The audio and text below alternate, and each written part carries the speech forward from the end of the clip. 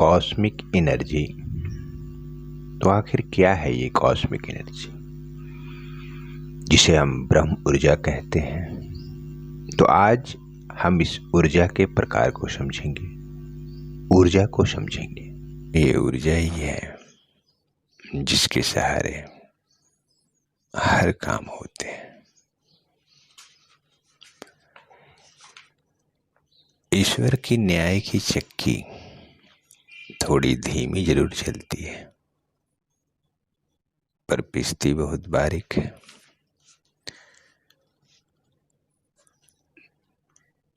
तो आज हम जानने का प्रयास करेंगे कि प्राणी शरीर में ऊर्जा क्या है, जिसे आप एनर्जी कहते हैं। क्योंकि ये बहुत स्पष्ट होना चाहिए कि ऊर्जा क्या है। प्राणी जिस शक्ति के सहारे जीता है और जिस शक्ति के सहारे कार्यकलाप करता है उसको ऊर्जा कहते हैं। ऊर्जा का अर्थ है एनर्जी। कोई भी चीज तब तक मूव नहीं करती जब तक उसको कोई शक्ति धक्का देने वाले ना मिले।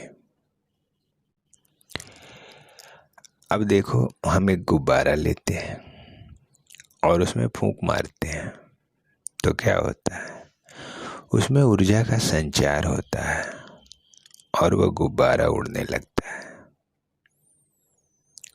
ऊर्जा 4 प्रकार की होती है: प्राण ऊर्जा, मनः ऊर्जा,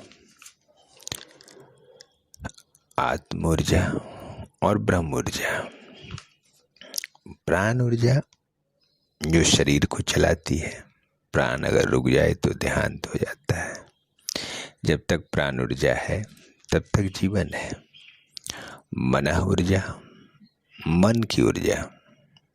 मन कितना दौड़ता है, उसके पास कितनी कामनाएं हैं, कितनी आकांक्षाएं हैं, कितनी लालसाएं हैं, कितनी इच्छाएं हैं। यानी इतनी सारी दौड़ लगाने के लिए उसे ऊर्जा की आवश्यकता तो होगी ही। यह मन ऊर्जा है। आत्म ऊर्जा, जिसमें आत्मा जीती है। आत्मा जो शक्ति प्रदान करती है हमारे मन को और हमारे तन को, दोनों को जो शक्ति आत्मा प्रदान करती है उसको आत्म ऊर्जा कहते हैं। और ब्रह्म ऊर्जा, जिसको अंग्रेजी में कॉस्मिक एनर्जी कहते हैं। ये सारा ब्रह्मांड ब्रह्म ऊर्जा से भरा हुआ है। ये चारों प्रकार की ऊर्जा किसी नियोजित ढंग से, डिसिप्लिन के तहत अगर प्रयोग में लाई जाए तो जीवन का कल्याण हो सकता है। हर वस्तु की ये प्रकृति है कि वह अपने मूल की ओर लौटना चाहती है। आत्मा कोई नई बात नहीं कर रही है। आत्मा भी प्रकृति के अधीन चल रही है। अब सोचो कि पानी आप कहीं गिराओगे तो कहाँ जाएगा? नीचे की तरफ जाएगा, क्योंकि जल का स्रोत नीचे है, पाताल लोक में, तो अपने स्रोत की ओर भागता है। आग कहीं भी जलाओगे तो कहाँ जाएगा? ऊपर की तरफ जाएगा, क्योंकि अग्नि का स्रोत जो ऊपर है वह सूर्य है। इसी प्रकार से आत्मा जो है वह भी अपने मूल की तरफ जाना चाहती है, अपने मूल को लौटना चाहती है। जो थी इस पृथ्वी पे आने से पहले वही बनना चाहती है। जिस तरह तुम्हें याद नहीं कि बचपन से लेकर अब तक कितने कपड़े बदल लिए तुमने, उसी प्रकार आत्मा को भी याद नहीं कि अब तक कितने शरीर वो बदल चुकी है। शरीर उसके लिए वस्त्र के समान है। ईश्वर ने चारों ऊर्जा प्रकृति को दे रखी है, परंतु कोई भी व्यक्ति इनका प्रयोग नहीं समझ पाता। आत्मा की ऊर्जा का इस्तेमाल तो शायद ही कोई व्यक्ति कर पाता है। और ब्रह्म ऊर्जा जो मिलती नहीं, कमानी पड़ती है। अपने आप नहीं मिलती। ब्रह्म ऊर्जा मेडिटेशन से बनती है। आत्मा से ऊर्जा लेने का अभ्यास कभी किसी ने किया नहीं, इसलिए प्रत्येक मानव शरीर में आत्म ऊर्जा कोरी की कोरी पड़ी रहती है। ध्यान में जब आत्मा ब्रह्म तक जाती है तो शरीर और ब्रह्म दोनों के प्राण के सूत्र से बंधे रहते हैं, क्योंकि जिस प्राण की डोर पर उड़ के आत्मा गई है उसी डोर पर फिर फिसल कर नीचे आना है, यानी वापस शरीर में आना है। अगर यह डोर नहीं होगी तो फिर उसके लौटने का कोई भरोसा नहीं, क्योंकि एक धागे से बंधी हुई पतंग की तरह है वो। तुमने जितनी ढील दी वो उतना ऊपर गई, फिर समेट लिया तो वापस लटई में आ गई। तो जिस डोर पर वो गई उसका नाम प्राण है। तो प्राण जब ब्रह्म से जुड़ जाता है तो हमारा शरीर भी उस ब्रह्म से जुड़ जाता है, और तब बनती है ब्रह्म ऊर्जा।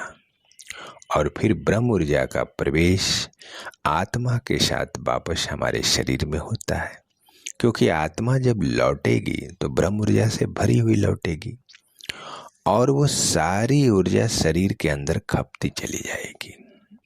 जो शरीर नहीं पचा पाएगा तो उसको कहीं विसर्जित करेगा, उससे घर परिवार के जितने लोग हैं उनको ऊर्जा मिलेगी। आस पड़ोस में जितने रहने वाले, मोहल्ले में रहने वाले, गांव में रहने वाले, जहां तक वो ऊर्जा पहुंचेगी वहां वहां लोगों को वो ऊर्जा प्राप्त होगी। ब्रह्म ऊर्जा सिर्फ ध्यान से ही उत्पन्न हो सकती है। शक्ति हम अर्जित कर सकते हैं पर ऊर्जा नहीं, क्योंकि शक्ति और ऊर्जा में फर्क है। शक्ति फोर्स को करते हैं, ऊर्जा एनर्जी को कहते हैं। फोर्स लगाओ न लगाओ वो तुम्हारी इच्छा पे है। जैसे एक रिक्शा चला रहा है कोई आदमी, तो अगर चढ़ाई आ गई, अब वो फोर्स नहीं लगा पा रहा है, पैरों से फोर्स नहीं लगा पा रहा है, तो वो रिक्शा से उतरकर अपनी छाती से फोर्स लगाकर वह रिक्शा को ऊपर चढ़ा लेता है। यह ऊर्जा नहीं है, यह शक्ति है। शक्ति ऊर्जा में बदली जा सकती है। जैसे जब हम मंत्र बोलते हैं तो मंत्र शक्ति बनती है। शक्ति का रूप क्या है? तो वाइब्रेशन होता है। इसमें तरंगे होती हैं जो हवा में फैलती है। उन तरंगों को जब हम अंदर ले जाते हैं श्वास के द्वारा, तो जब वो हमारे शरीर में घूमती है तो वो ऊर्जा बन जाती है। मन ऊर्जा दो प्रकार की होती है, पॉजिटिव एनर्जी, निगेटिव एनर्जी, सकारात्मक, नकारात्मक। वह ऊर्जा जो हमारे हित करने के बजाय अहित कर दे, और जो ऊर्जा हम किसी को देकर उसका अहित कर दें, उसको नकारात्मक एनर्जी बोलते हैं, नेगेटिव एनर्जी बोलते हैं। और जो ऊर्जा हमारा हित करे और जिससे हम किसी को देकर उसका हित करें, उसे पॉजिटिव एनर्जी कहते हैं। यह हर प्राणी के हाथ में है कि वह कौन सी ऊर्जा बनाता है। अब तुम्हें तय करना है कि तुम्हें कौन सी ऊर्जा बनानी है, नेगेटिव या पॉजिटिव। नेगेटिव बनाना तो बहुत आसान है, क्योंकि उसमें बुद्धि की रुचि होती है। अब सोचो, मैं अगर किसी की प्रशंसा करूं तो तुम 2 मिनट भी नहीं सुन पाओगे, परंतु अगर मैं किसी की निंदा करूं तो तुम 2 घंटे सुन लोगे, क्योंकि ये मन की प्रवृत्ति है नेगेटिव की तरफ झुकना, नेगेटिव को इनवाइट करना, नेगेटिव को एंटरटेन करना। अब जैसे अखबार में अगर सरकार की प्रशंसा छपी है तो कोई नहीं पढ़ेगा, परंतु अगर सरकार की आज अखबार में निंदा छपी है तो सब पढ़ेंगे और मजा ले लेकर पढ़ेंगे। अगर हम चाहें तो समाचार पत्र में पढ़ सकते हैं, फिल्म में देख सकते हैं, टीवी में न्यूज भी देख लेते हैं। तो क्या देखते हैं? अगर नेगेटिविटी देखते हैं तो हमारे दिमाग में भरता चला जाता है, और फिर अगर हमारी मन ऊर्जा जो सोचेगी तो किसी का हित नहीं अहित ही सोचेगी, क्योंकि नेगेटिविटी भरी हुई है। तो यह तुम्हारे हाथ में है कि पॉजिटिविटी मांग रहे हो कि नेगेटिविटी मांग रहे हो। अब है कि मन में तरह तरह के विचार उठेंगे कि उसको मारा कैसे जाए, उसको पीटा कैसे जाए, क्योंकि तुम्हें कुछ नहीं करना है, लेकिन मन लग गया उस काम में। मन योजनाएं बनाने लग गया कि रात को 9 बजे वो अपनी दुकान बंद करेगा। लौटते वक्त रास्ते में घेरेंगे, उसको कूटेंगे और लूट लेंगे। कुछ नहीं करना है तुम्हें, लेकिन कुछ नहीं करना है शरीर को। मन ने तो कर दिया, शरीर ने कुछ नहीं किया, परंतु मन ने सब कुछ कर दिया। मन तो कर्म कर गया, शरीर से नहीं हुआ, क्योंकि तुम्हारे पास साहस नहीं था, सामर्थ्य नहीं थी, हिम्मत नहीं थी, क्योंकि तुम उस बदमाश प्रवृत्ति के व्यक्ति नहीं हो, तो तुमने कुछ नहीं किया। परंतु मन ने जो योजना बना ली, उसमें निगेटिविटी का एक रूप, एक आकार बना लिया और उस रूप को क्रियान्वित कर दिया, तो पाप तो हो गया। कुकर्म केवल हाथ से करने से नहीं होता है, कुकर्म मन से होता है, क्योंकि पहले मन सोचता है, मन योजनाएं बनाता है, फिर हाथ क्रियान्वित होता है। तो सबसे पहले क्या होता है? सबसे पहले विचार आता है, तो विचार से क्रोध आता है। उसके बाद विचार के बाद क्या आता है? तो भाषा, तो हम फिर गाली देते हैं। और भाषा के बाद क्या आता है? तो हाथ आता है, तो फिर हम क्या करते हैं? मारपीट करते हैं। तो यानी कि मन जैसी भाषा चुनेगा, तो मन भाषा तब तो चुनेगा जब जैसी उसके पास ऊर्जा होगी। तो उसके पास अगर पॉजिटिव एनर्जी होगी तो वो पॉजिटिव भाषा चुनेगा, परंतु अगर नेगेटिव एनर्जी होगी तो वो नेगेटिव भाषा चुनेगा। अब जैसे पहले हमारे बूढ़ा बुजुर्ग कहते थे कि कुछ पल बैठा करो बीवी के पास, हर चीज नहीं मिलती टीवी के पास। तो वो क्यों कहते थे? वो इसलिए कहते थे कि तुम अगर टीवी पे बैठ के कोई डांस देख रहे हो, कुछ भी देख रहे हो, तो तुम्हारा मन तो कहीं ना कहीं निगेटिव एनर्जी लेके प्लानिंग करना शुरू कर दिया और वो तो कर्म कर गया। परंतु अगर तुम अपने बीवी के पास हो, तो चाहे कैसा भी मन कितना भी बुरा सोचना क्यों ना शुरू कर दे, निगेटिविटी आ जाए, लेकिन तुम कोई भी अगर वहां पे कोई कर्म करते हो तो वो पाप तो नहीं होगा। तो अगर नेगेटिव एनर्जी होगी तो नेगेटिव भाषा ही चुनोगे। तो हम अपने आप को नेगेटिविटी से रोक कैसे सकते हैं? तो सब काम करो, टीवी भी देखो, समाचार पत्र भी पढ़ो, जो चीज है सब देखो कि प्रधानमंत्री ने क्या कहा, अपोजिशन ने क्या कहा, पर ये ध्यान रखो कि नेगेटिविटी तुम्हारे मन तक ना पहुंचे। अब पढ़ लिया, सब कुछ कर लिया, तो सुन लो, लेकिन सुनने के बाद उसे मन तक ना पहुंचने दो, क्योंकि कबीर कहते हैं कि समझ बूझ के जग का मुजरा देखिए। अब जैसे तबले वाले को आनंद नहीं आ सकता, अगर बाई जी नाच रही है तो तबला वाला जो है तो वह तो रोज तबला बजाता है, तो उसे रस का पता नहीं चलेगा, लेकिन जो बाहर से गया है उसको तो रस आएगा। तो जब हम निवृत्त होकर सब कुछ करेंगे तो नेगेटिव एनर्जी अगर जनरेट भी होगी तो उसे पॉजिटिव बनाना तुम्हारे हाथ में होगा।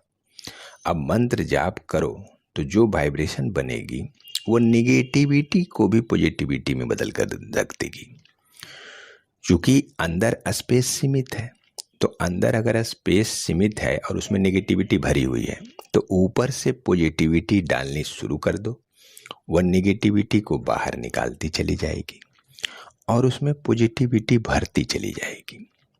तो इसके लिए बस एक काम करो, सुबह 5 मिनट चुपचाप बैठो और अपने आप को समझाओ कि मैं उस दिव्यात्मा का अंश हूँ, आई एम डिवाइन, मैं साधारण व्यक्ति नहीं हूँ, मैं परमात्मा का अंश हूँ। और जब ये विश्वास बन जाएगा तुम्हारा, रोज बोलोगे तो विश्वास बन ही जाएगा, रोज समझाओगे तो एक दिन तुम्हारा विश्वास सफल हो जाएगा और तुम्हारी सारी नेगेटिव एनर्जी बाहर निकल जाएगी। क्योंकि तुम देखते हो कि ऋषि मुनि श्राप देते हैं, ईश्वर ने कभी किसी को श्राप नहीं दिया, क्योंकि वहां नेगेटिव एनर्जी है नहीं। ईश्वर ने जब दिया तो वरदान ही दिया, कभी श्राप नहीं दिया। तो इसी तरह से जब तुम मिलकर पॉजिटिविटी क्रिएट करोगे तो एक दिन ऐसा आएगा जब हमारा पूरा समाज, पूरा देश पॉजिटिविटी की तरफ जाएगा और हम एक स्वस्थ समाज और स्वस्थ देश का निर्माण कर पाएंगे। जय श्री कृष्ण।